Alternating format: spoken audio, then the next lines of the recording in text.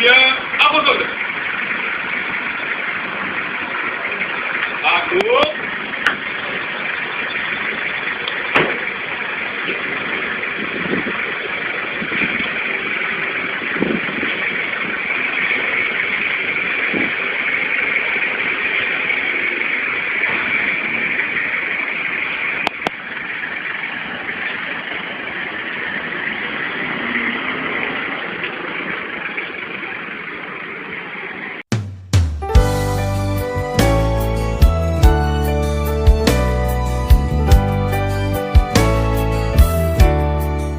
Mesdames, Messieurs, bonjour de partout dans le monde où vous me suivez.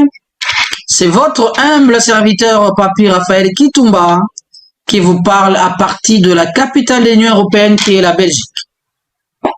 Aujourd'hui, comme tous les week-ends, dans nos tranches d'émissions socio-culturelles, nous allons aujourd'hui vous parler de la STP qui est notre entreprise que nous a vu naître.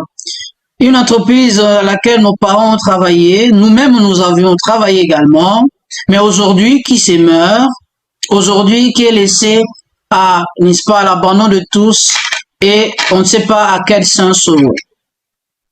J'ai profité de parler de cela pour faire coucou. C'est difficile de faire coucou, mais de penser à mon père, le professeur Kitumba, qui a travaillé dans cette entreprise, dans laquelle je vous mettrai une petite vidéo pendant ses fonctions de ministre. Alors, c'était une crème intellectuelle de l'entreprise, l'ONATRA, la STP l'actuelle, qui a fait de lui ministre, mais c'est une classe qu'il a formée et aujourd'hui nous sommes fiers. Nous-mêmes, nous avons eu à travailler à l'ONATRA, au département de finances, pendant plusieurs années et au département technique. Alors, aujourd'hui, notre public cible de cette émission ou de ce petit réflexion, c'est les agents et fonctionnaires. Alors, le thème principal, c'est la gestion de la société commerciale de transport de port. Comment redresser cette entreprise? Alors, l'objet de cette séance, j'allais dire, de cette séquence, appelons-la comme ça, porte sur la gestion de la stratégie commerciale d'une entreprise qui est la STP, je vous l'ai dit tantôt, et elle a pour but de fournir des outils et connaissances qui permettront aux agents et fonctionnaires de mieux cerner comment assurer la gestion d'une entreprise.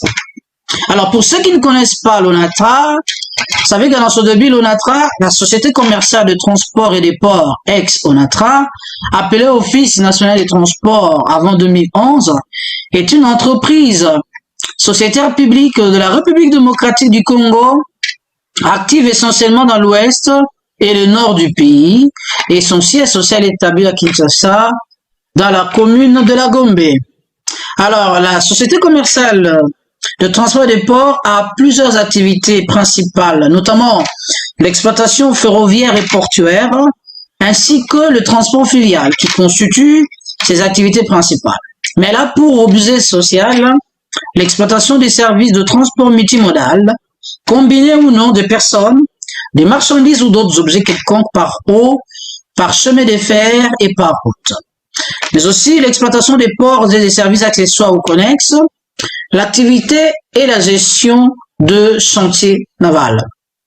Alors, le réseau de l'ONATRA est composé de quoi? Le réseau ONATRA est composé de chemins de fer Matadi-Kinshasa, conformément à la convention signée avec la Société commerciale de chemin de fer, la Société nationale plutôt de chemin de fer du Congo, la SNTC, qui se trouve à l'est du pays et au centre, du réseau lacustre et fluvial, de Boma à Banana, du fleuve Congo et de la rivière Kasaï ainsi que leurs affluents, des ports maritimes de Matadi et de Boma, les ports fluviaux de Kinshasa, de Mbandaka et de Kisangani. Mais quel est le problème qui ronge cette entreprise? Ou quels sont les problèmes qui ont rongé cette entreprise qui aujourd'hui est arrivée à la situation à laquelle elle se trouve? Le problème de la STP, depuis toujours, comme c'est une vieille entreprise, a un problème de vieillissement des ressources humaines. Les ressources humaines sont vieilles et sous-qualifiées, une sous-qualification, le niveau de formation excessivement bas, Le recrutement et affectation fantaisiste, ici je fais allusion aux dirigeants qui ont dirigé ce pays, que ce soit les comités de gestion ou les conseils d'administration, que ce soit les directeurs ou les départements, tous se sont donnés, n'est-ce pas, de recrutement et affectation fantaisiste.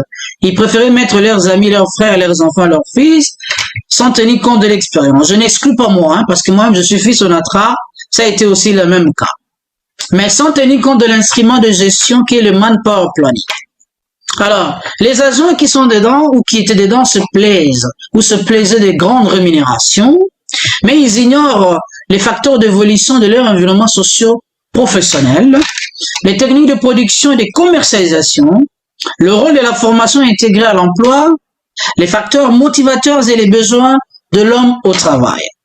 Il y a eu aussi un manque d'esprit et la culture de l'entreprise, l'insuffisance de communication entre la base et les sommets, mais aussi les dirigeants de cette entreprise où l'État exagérait ou exagère des collations, des jetons de présence et autres avantages pour des activités qui ne sont pas normales.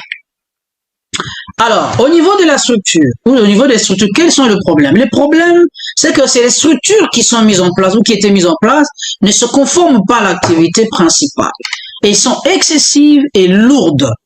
Plusieurs départements et directions budgétivores avec redondance. C'est-à-dire, vous allez voir un département, des départements qui font le même travail, mais bon, puisqu'il faut caser son frère, son ami, on a pu créer beaucoup de départements et de directions.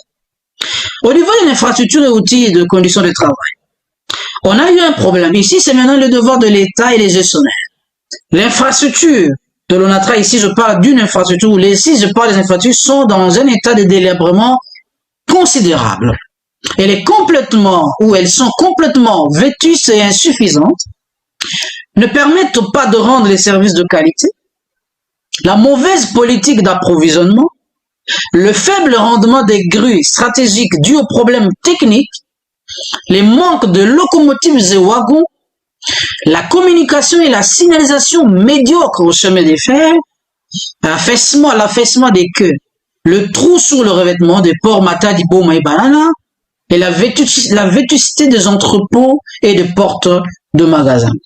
Alors, pour y remédier, quelles sont les pistes de solutions? Moi, je vous apporte des pistes parce que j'ai eu l'expérience de travailler là-bas, mais également, j'ai dirigé le projet transport multimodal au niveau de l'entreprise, au niveau du ministère de Transport et de Communication. J'ai eu la chance de diriger la STP, la SNCC, la CMDC, la RVF et la CVM en Matadi. Donc, j'ai eu quand même la chance de connaître le problème. Ouais, au niveau de ressources humaines, ce que moi je propose aux autorités du pays et aux autorités de l'entreprise, d'évaluer les ressources humaines par spécialité, ce qui est très important, d'organiser les formations en cascade, de bas en haut et vice-versa, sur toutes les fonctions de l'entreprise, de formation techniques et managériales pour développer les nouvelles capacités et compétences, de permettre une vision globale de problèmes rencontrés. 2. Instituer les managements de participation. 3. Revoir les structures. 4. Procéder à la sélection critérieuse.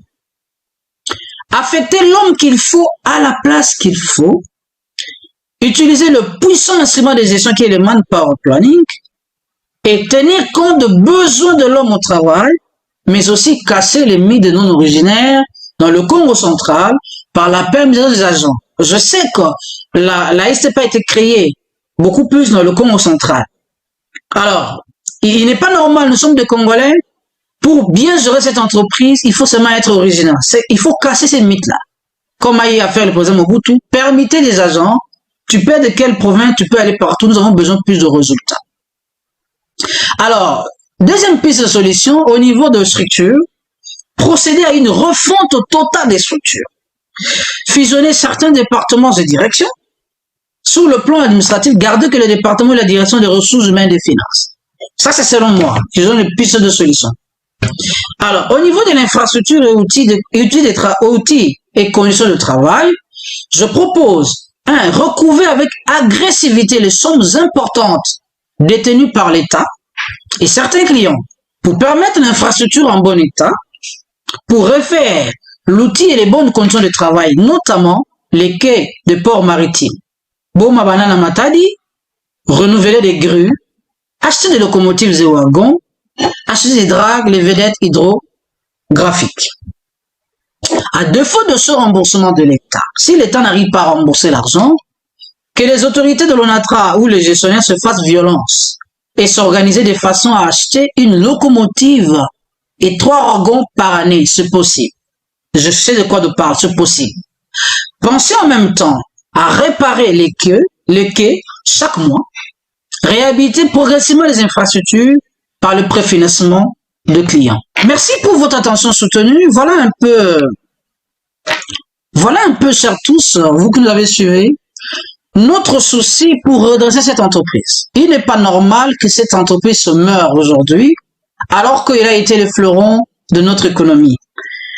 J'en appelle aux autorités du pays. J'en appelle également aux futures autorités qui vont venir de penser.